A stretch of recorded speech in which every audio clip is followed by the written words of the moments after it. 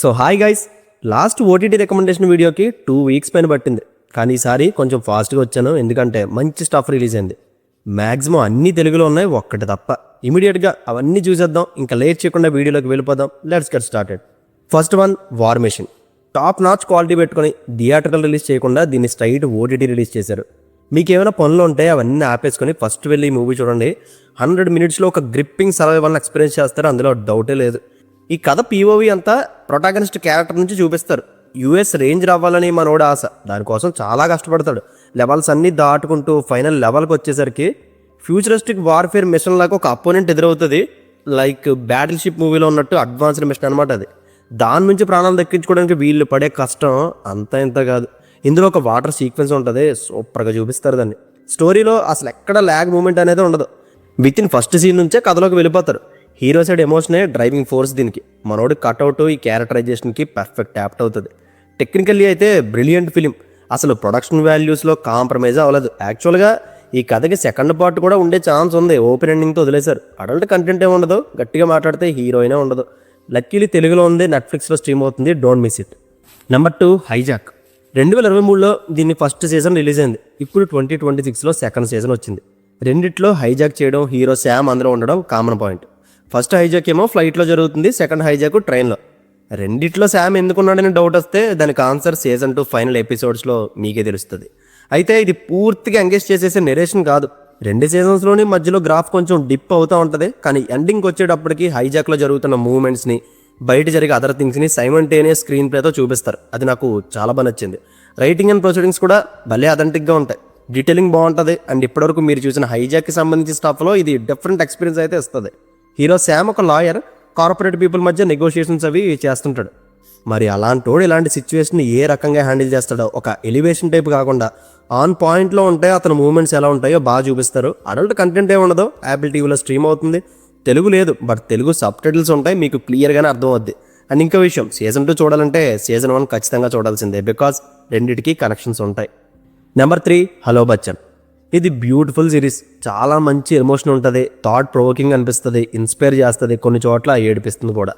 దీని గురించి అసలు ఏమీ తెలియదు, జస్ట్ బాగుందని ఒకరిద్దరు చెప్పడం విన్నా సరే అని ఒక ఎపిసోడ్ స్టార్ట్ చేశా. ఆ ఒక్క ఎపిసోడ్లోనే హార్ట్ ఫెల్ చేసింది.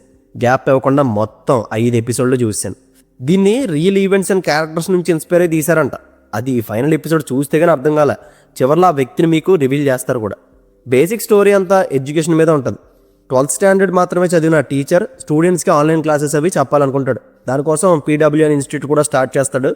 ఈ ప్రాసెస్లో బోల్డ్ అంత ఫండింగ్ కావాలి. దీనికోసం చాలా హర్డిల్స్ చూస్తాడు, ఎన్నో అప్ అండ్ డౌన్స్ ఫేస్ చేస్తాడు. అయినా సరే కాన్ఫిడెన్స్ ఎక్కడా లూజ్ అవడు. యాక్చువల్గా ఇది కాయిన్కి ఒక సైడ్ మాత్రమే.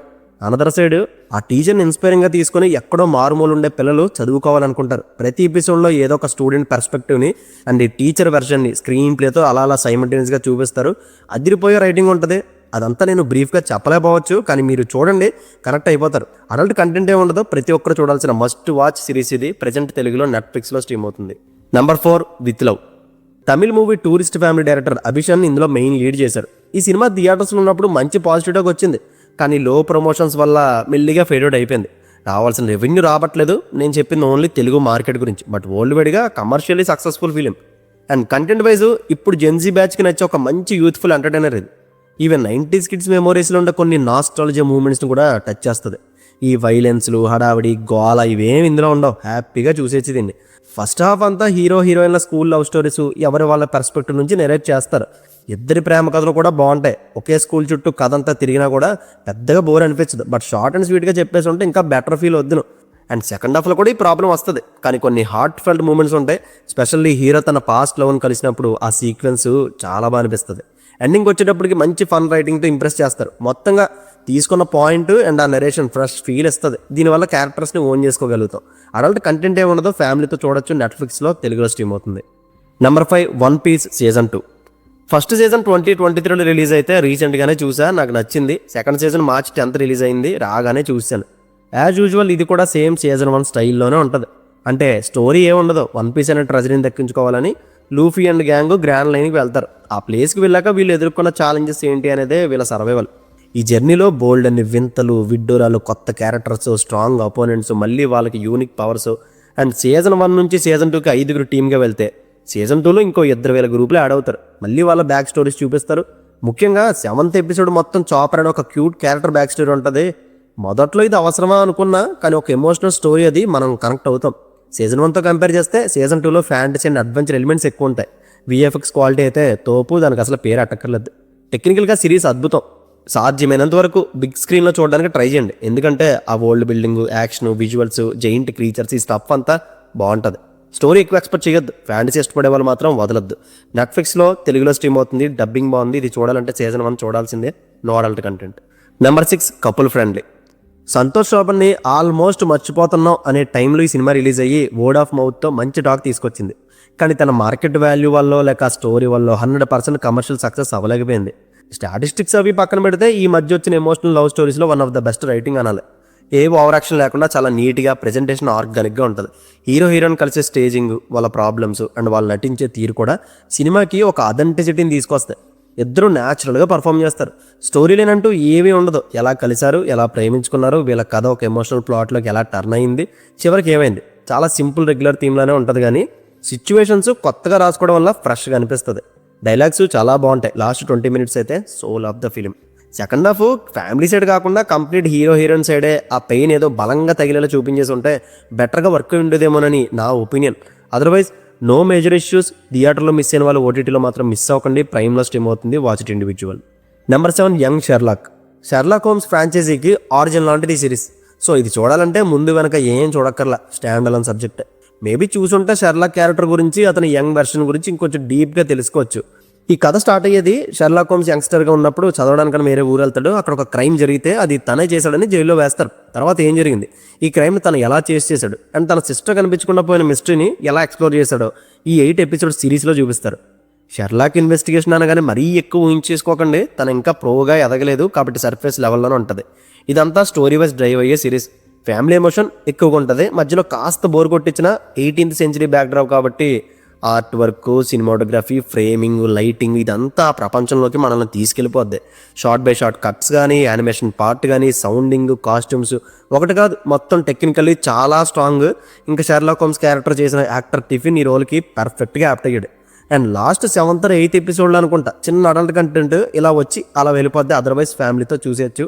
తెలుగులో ఉంది, ప్రైమ్లో స్ట్రీమ్ అవుతుంది. నెంబర్ 8 భర్త మహాశైలికి విజ్ఞప్తి. పాపం రవణ కెరీర్ ఎంత బ్యాడ్ ఫేస్లో ఉందో ఈ సినిమా రిజల్ట్ చూస్తే అర్థమవుతుంది.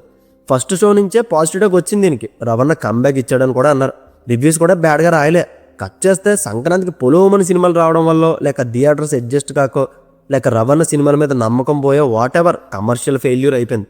సినిమాకి బ్యాడ్ టాక్ వచ్చిపోవడం ఓకే, కానీ పాజిటివ్ టాక్ వచ్చిపోవడంలో ఆంధ్ర కింగ్ తాలూకా అండ్ ఈ భర్త మహాశైలికి విజ్ఞప్తి 1-2 ప్లేసెస్లో ఉంటాయి. థియేటర్లో దీన్ని ఎలాగో చాలామంది చూడలేదు కాబట్టి G5లో వచ్చింది, ఇప్పుడైనా చూడండి, నచ్చుతుంది మీకు. వైఫ్ అండ్ గర్ల్ ఫ్రెండ్ మధ్యలో ఇరుక్కుపోయిన హస్బెండ్ కమ్ బాయ్ ఫ్రెండ్ పరిస్థితి నిమిషానికి ఎన్ని ప్రాబ్లమ్స్ ఫేస్ చేసిందో, ఇద్దరు ఒకేసారి ఎదురైతే మేనేజ్ చేయలేక హీరో పడే అవస్థలు ఏంటో ఫన్ విత్ ఫస్ట్రేషన్ యాంగిల్లో బాగా చూపిస్తారు. ఎంటర్టైన్మెంట్ కొన్నిసార్లు బాగా వర్క్ అవుద్ది, కొన్నిసార్లు మిస్ఫేర్ అవుద్ది, బట్ బోర్ అయితే కొట్టనే అవుతుంది. యాక్చువల్గా ఇది ఎప్పుడో ఓటీటీకి వచ్చేస్తుంది అనుకున్నా, కానీ ఎందుకో 2 months పట్టింది దీనికి. మొత్తానికి వచ్చింది, చూడండి, మిస్ అవ్వద్దు. అండ్ వీటితో పాటు డైనోసార్స్ అంటే మనకు తెలిసింది 90sలో రిలీజ్ అయిన స్టీవెన్ స్పీల్బర్గ్ డైరెక్ట్ చేసిన జొరాసిక్ పార్క్ మూవీలోనే. ఆ తర్వాత బోల్డ్ అని ఫ్రాంచైజీలు, మూవీస్లు వచ్చాయి.